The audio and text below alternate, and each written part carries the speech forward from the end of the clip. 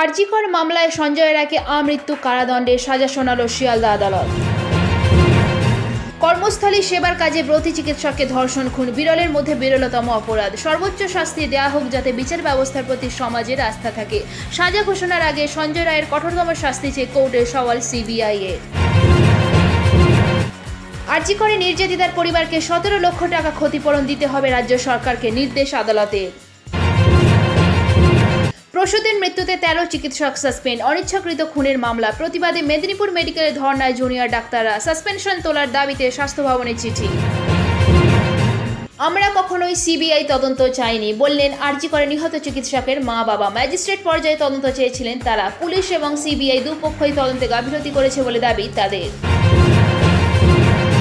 আরজিকর কাণ্ডে দোষী সাব্যস্ত একা সঞ্জয় রায়। তদন্তকারীরা কি বাকিদের চিহ্নিত করার চেষ্টা করেননি? তদন্তে ধোঁয়াশার দিকগুলো নিয়ে প্রশ্ন তুলে জনতার মধ্যে লিফলেট বিলি জুনিয়র ডক্টরস ফ্রন্টের। সেখানে অনেকগুলি প্রশ্ন তোলা হয়েছে।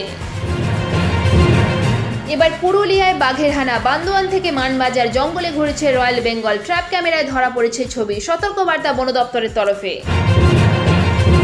জেপি নাড্ডার জায়গায় কে? ফেব্রুয়ারিতে সর্বভারতীয় সভাপতি নির্বাচনে তৎপর বিজেপি। আপাতত দিল্লির বিধানসভা নির্বাচন নিয়ে ব্যস্ত গেরুয়া শিবির। তার মধ্যেই পরবর্তী সর্বভারতীয় সভাপতি নির্বাচনের কাজে হাত দিল তারা।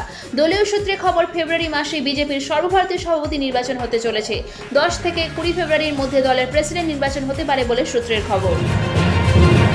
প্রয়াগরাজের মহাকুম্ভ মেলা চত্বরে অগ্নিকাণ্ড। মেলা চত্বরের পাশের তাঁবুতেও আগুন। মহাকুম্ভ মেলা চত্বরে আগুন লাগায় হুড়োহুড়ি। ঘটনাস্থলে দমকলের কয়েকটি ইঞ্জিন। আগুন নিয়ন্ত্রণের চেষ্টা। দ্বিতীয়বারের জন্য আমেরিকার প্রেসিডেন্ট হিসেবে শপথ নেবেন ডোনাল্ড ট্রাম্প। সেই উপলক্ষে এই মুহূর্তে ওয়াশিংটন ডিসিতে তৎপরতা তুঙ্গে। সেখানে উপস্থিত রয়েছেন ভারতীয় শিল্পপতি মুকেশ আম্বানি এবং তার স্ত্রী নীতা আম্বানিও।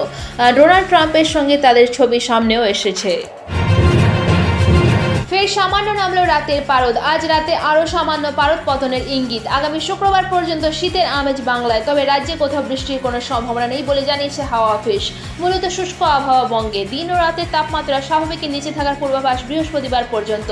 পশ্চিম বর্ধমান, বীরভূম এবং মুর্শিদাবাদ জেলায় ঘন কুয়াশা। বাকি জেলায় ভোরে হালকা থেকে মাঝারি কুয়াশা। বেলা বাড়লে পরিষ্কার আকাশ। উত্তরবঙ্গের দার্জিলিং, কোচবিহার, জলপাইগুড়ি এবং 2 দিনাজপুরে ঘন কুয়াশার সম্ভাবনা। দৃশ্যমানতা কমার ইঙ্গিত। কলকাতায় আপাতত দিন এবং রাতের তাপমাত্রায় খুব বেশি রদবদলের সম্ভাবনা নেই। 14 থেকে 15 ঘরে ঘোরাফেরা করবে পারদ। বহাল থাকবে শীতের আমেজ। আগামী 6 দিন বৃষ্টির কোনো সম্ভাবনা নেই কলকাতায়। কলকাতায় রাতের তাপমাত্রা 15.5 থেকে নেমে 15.2 ডিগ্রি। দিনের তাপমাত্রা 24.5 ডিগ্রি। 2 তাপমাত্রায় স্বাভাবিকের তুলনায় নিচে। বাতাসে জলীয় বাষ্পের পরিমাণ 54 থেকে 94%।